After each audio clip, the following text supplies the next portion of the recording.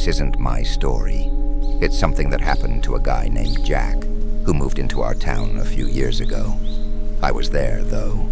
I saw the way it all went down, and to this day, it still messes with me. I live in a small coastal town.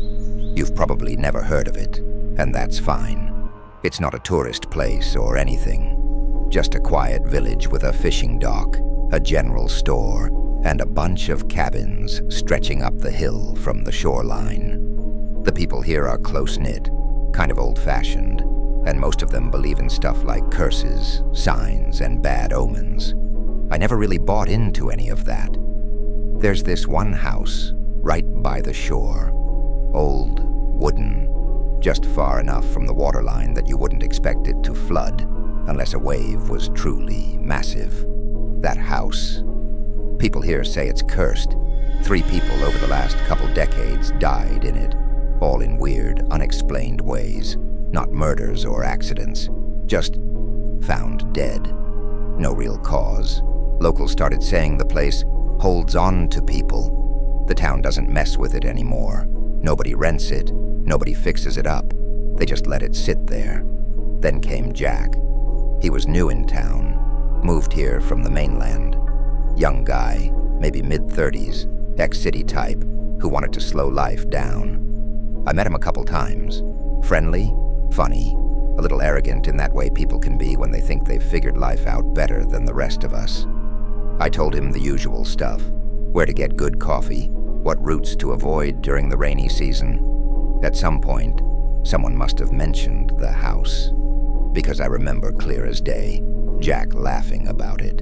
Cursed? That house? Come on, man. It's a damn house. Y'all are letting stories scare you. He said he was gonna stay there, just for a night. Prove a point. No one stopped him. What could we say? Then a few days later, we got hit with a tsunami warning. Now this part was real, not some story or superstition. Sirens went off. Radios started blasting. Everyone grabbed their stuff and headed uphill to the safe zones, like we've practiced a dozen times before. It wasn't total chaos, but people moved fast. I saw Jack on the way up. He was walking toward the beach instead, toward that house. I called out to him, told him to come up with the rest of us. He grinned, raised a hand, and shouted, "Don't worry, I'll be the last man standing." That night, the waves came. Not as devastating as we feared, but bad enough. Some cabins got their foundations rocked, debris everywhere. A few boats were just gone.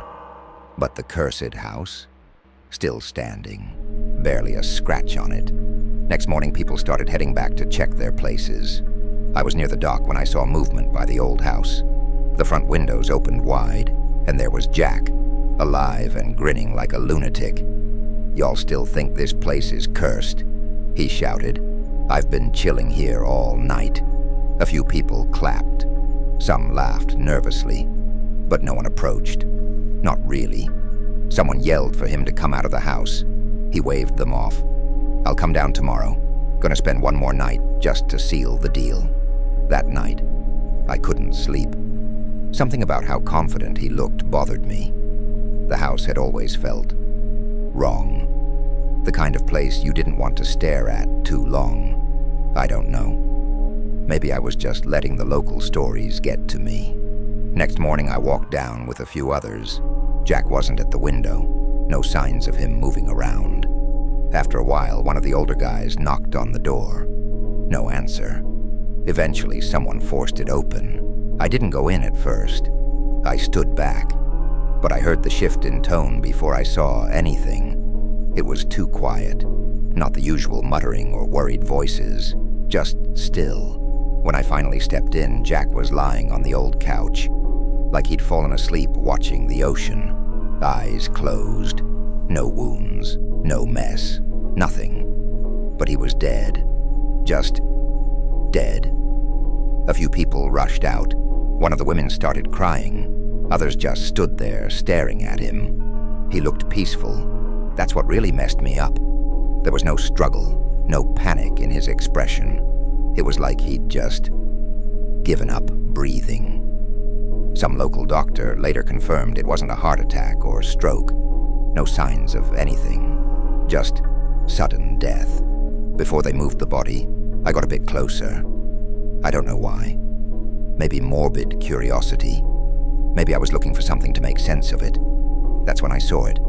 A small, perfectly straight scar on the inside of his left hand, just below the thumb. It looked recent. Not bleeding, but red enough to stand out. I pointed it out to one of the guys standing near me. At first, he just looked at it. Then he looked at me. And then silence. Real, bone-deep silence. Worse than when we saw the body. People looked at each other, but no one said a word. Later that day, I caught up with an old man who'd lived in town his whole life. I asked him why everyone reacted that way. He didn't look at me when he answered. He said, "The last guy who died in that house, the one before Jack, had that same mark, same hand, same spot. No cause of death, either." I asked if it was some kind of infection or maybe a chemical thing. Mold, gas leak, anything. He shook his head. "We checked everything back then. Nothing. The place is clean. Too clean. Since then, no one's touched that house. They don't even go near it anymore. People started building fences just to avoid the land bordering it. One guy tried to have it torn down, but every contractor backed out once they learned what it was. As for me, I stopped laughing at the old stories. I haven't set foot near that part of the beach since. It's not about believing in curses or not. It's about knowing when something just doesn't add up, and respecting it enough to keep your distance. Jack didn't. Now he's part of the story. I live on the Big Island, on the east side, not far from the coast. Maybe a 15-minute walk if you're slow. My place isn't right on the beach or anything, but I'm definitely close enough that when the tsunami sirens go off, you're supposed to head uphill immediately. They test the sirens here once a month. It's always at noon, first business day of the month, and they announce it everywhere. Local radio, flyers, and literally everywhere. So when I heard the siren go off at 2 a.m. in the middle of a Thursday night, I froze. It jolted me out of bed. I stood there, still half asleep, trying to figure out if I was dreaming, but the sound was real. That high-pitched mechanical wail, steady, rising, then dropping, echoing through the whole damn town. It wasn't part of any test. I mean, who's gonna test the sirens at 2 a.m.? I checked my phone. No alerts, no notifications, and no messages. I looked out my window and everything looked normal. Too normal. No traffic, no commotion, not even lights in other homes. It didn't feel right. After maybe 20 seconds of standing there in confusion, instinct kicked in. I grabbed my hoodie, slipped on my sneakers, threw a water bottle into my small hiking bag, and left. There's a well-known evacuation trail behind the neighborhood. It leads up into higher ground through a series of switchbacks.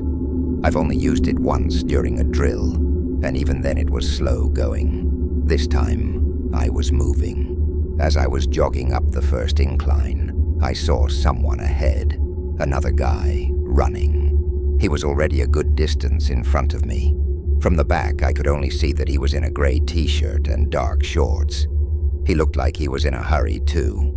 And in that moment, I actually felt relieved. My first thought was, okay, I'm not crazy. Someone else heard the siren, too. I almost shouted to him like, "Hey, you heard it too?" or something like that.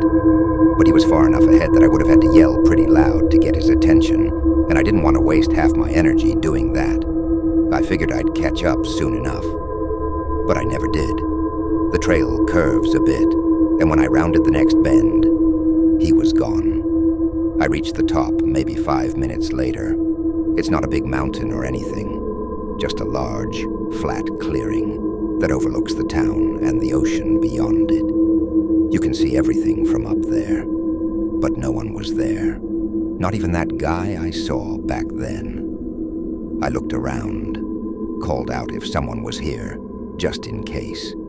but nothing. It wasn't like there were trees or buildings to hide behind. The area was flat and wide open. The guy couldn't have just vanished. I even waited a few minutes thinking maybe he crouched behind something or was lying down, but no movement, no sounds, just wind and crickets. Then I realized something else. The siren had stopped. At some point during my climb, it must have gone quiet. I hadn't noticed until then. I was so focused on reaching that guy that I hadn't really thought about it. The ocean looked calm. The streets below looked normal. No lights flickering, no waves crashing, just stillness. I stayed up there for a while longer, maybe 15 or 20 minutes. Nothing happened. Eventually, I made my way back down. My legs were burning, and I was dead tired. I got home, tossed my bag in the corner, and collapsed onto my bed. The second I hit the mattress, I was out cold.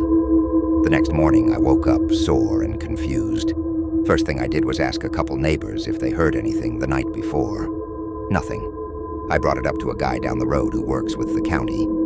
He kind of laughed and told me the tsunami sirens in our area haven't even been connected since late last year. Some kind of system upgrade that's still in progress. I even asked one of the emergency services guys who was in town for some other thing. Same answer. Sirens haven't been powered in months. At that point, I really started to wonder if I'd imagined the whole thing. Maybe sleepwalking, stress, a half-dream I managed to act out without realizing it. I even Googled false tsunami siren memories, like an idiot. Nothing came up.